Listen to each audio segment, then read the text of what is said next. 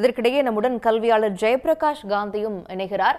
இணைந்தமைக்கு நன்றி திரு ஜெயபிரகாஷ் காந்தி. இப்போ இந்த பிஎம் ஸ்ரீ திட்டத்துக்குள்ள நிச்சயமாக இணையணும், இல்லைன்னா சமக்ர சிக்ஷ அபியானுடைய நிதி கிடைக்காது என்கின்ற ஒரு அழுத்தத்தை ஒன்றிய அரசு வைத்த நிலையில தமிழ்நாட்டிற்கு நியாயமாக வர வேண்டிய நிதி உத்தரப்பிரதேசத்திற்கும் குஜராத்திற்கும் செல்கிறது என்றால் தமிழ்நாட்டினுடைய கல்வி நிலை என்னமாகும்? இதற்கான இடர்பாடுகளை ஏன் ஒன்றிய அரசு தொடர்ந்து கொடுக்கிறாங்க? அதாவது ஒரு அரசியல் காழ்ப்புணர்ச்சியாக தான் பார்க்கப்படுகிறது. நம்முடைய தமிழ்நாடுக்கு வேண்டிய நிதி அவங்க கொடுத்துதான் ஆகணும். எப்பவுமே நாங்க என்ன சொல்றோம் அப்படின்னா, தமிழ்நாடு இன்னைக்கு உயர்கல்விக்கும் பள்ளி கல்வித்துறைக்கும் ஒரு எடுத்துக்காட்டா இருக்கும் போது, அதாவது ஹையர் என்ரோல்மெண்ட் ஹையர் எஜுகேஷன் ரேஷியோலயோ அல்லது நீங்க பாத்தீங்கன்னா எஜுகேஷன்ல வி ஆர் த டாப்.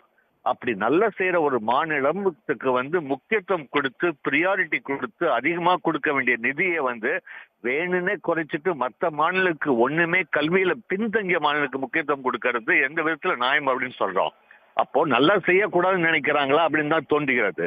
அது தப்பு. என்னைக்குமே கல்வியில ஒரு அரசியல் குறுக்கீடோ கண்டிப்பா இருக்கக்கூடாது. நல்லா செய்யற ஸ்டேட்டுக்கு அவங்க முக்கியத்துவம் கொடுத்து நல்லா பண்ணுங்க, இன்னும் நல்லா பண்ணுங்க தான் சொல்லணும். இதுல பாதிக்கப்படுவர்கள் யாருன்னா மாணவர்கள் தான். கண்டிப்பா இதனால நிறைய ஒரு டெவலப்மெண்ட் ஹர்ட் ஆகுது, அதாவது ஸ்டே ஆகுது. இதை கண்டிப்பா அவங்க மறுசீரனை பயிர்ந்து கண்டிப்பா தமிழ்நாடுக்கு வேண்டிய நிதி கொடுக்க வேண்டியதுதான் எங்களுடைய வேண்டுகோள். இப்போ 2152 கோடி தமிழ்நாட்டுக்கு ஒதுக்கப்பட்டது. அதை நீங்க பிஎம் ஸ்ரீல ஜாயின் பண்ணல அப்படிங்கிற ஒரே ஒரு காரணத்திற்காக பிற மாநிலங்களுக்கு பகிர்ந்தளிக்கிறாங்க அப்படின்னா, அந்த நிதியை இப்ப தமிழ்நாடு அரசு எப்படி சரி செய்யணும்? வேறு சில இதற்கு ஒதுக்கப்பட்ட நிதியை எடுத்து போட்டு கல்வித்துறைக்கு செலவு செய்ய வேண்டிய கட்டாயம் இருக்கும். இதனால கல்வியின் தரத்தை பாதிக்கக்கூடிய ஒரு நிகழ்வுகளும் நடக்கக்கூடும். இதை எப்படி பாக்குறது? ஒரு மறைமுக அழுத்தம். மறுமுக அழுத்தம் கண்டிப்பா. பினான்சியல் எக்கனாமிக் கிரைசிஸ் எல்லா ஸ்டேட்டுக்குமே இருக்கு. மத்திய அரசுக்கு இருக்கும்போது ஏன் மாநில அரசுகளுக்கு தான் இருக்காது? ஸோ அப்படி இருக்கும்போது இந்த மாதிரி இம்பார்ட்டன்ட் ஹெல்த் எஜுகேஷன்ல எந்த ஒரு காழ்ப்புணர்ச்சியும் இல்லாமல் அவங்களுக்கு வேண்டிய நிதி ஒதுக்கீடு கொடுக்கணும். இப்போ தமிழ்நாடு இதுலயும் தமிழக அரசுக்கு எப்பவுமே ஒரு பாராட்டுகள் உண்டு. காரணம் என்னன்னா, எப்படி என்ன இருந்தாலும் கல்வியில மட்டும் காம்ப்ரமைஸே பண்றதில்ல தமிழக அரசு. எப்படியாச்சும் அதுக்கு வேண்டிய ஒதுக்கீடோ டெவலப்மெண்ட்ஸோ எந்த இடத்துலயுமே ஸ்டே ஆனது கிடையாது. ஸோ கண்டிப்பா இது கண்டிப்பா ஒரு ப்ரெஷர் கண்டிப்பா இருக்க போகிறது. பட் கண்டிப்பா நம்முடைய தமிழக அரசு மேல்முறையிட்டு கண்டிப்பா வேண்டியது செய்வாங்க அப்படின்னு எதிர்பார்ப்பு இருக்கு.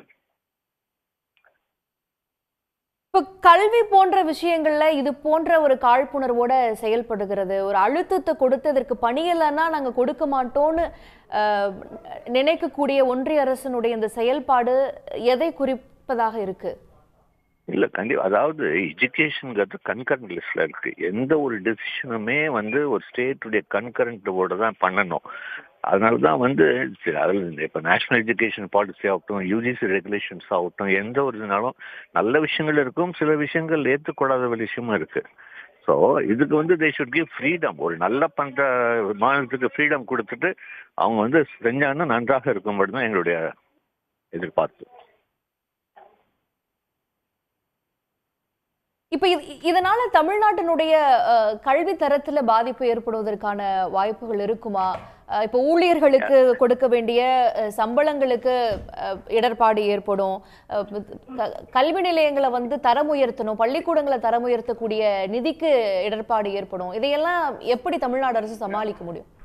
இல்ல கண்டிப்பா நீங்க சொல்றது 100% உண்மை. பட் இருந்தாலும் நாங்க ஏன் தமிழக அரசு பாராட்டுறோம் அப்படின்னா, என்ன மாதிரி கிரைசிஸ் இருந்தாலும் அந்த எஜுகேஷனுக்கு மொத்தம் பொறுத்த வரைக்கும் நம்மளுடைய முதலமைச்சர் அவர்கள் எந்த காம்ப்ரமைஸும் செய்யறதில்லை. எப்படியாச்சும் இந்த நிதி வேற விதமா கொண்டு கண்டிப்பா எந்த ஒரு டெவலப்மெண்ட்டுமே பாதிக்கப்படாத மாதிரி தான் பண்ணிட்டு இருக்காங்க.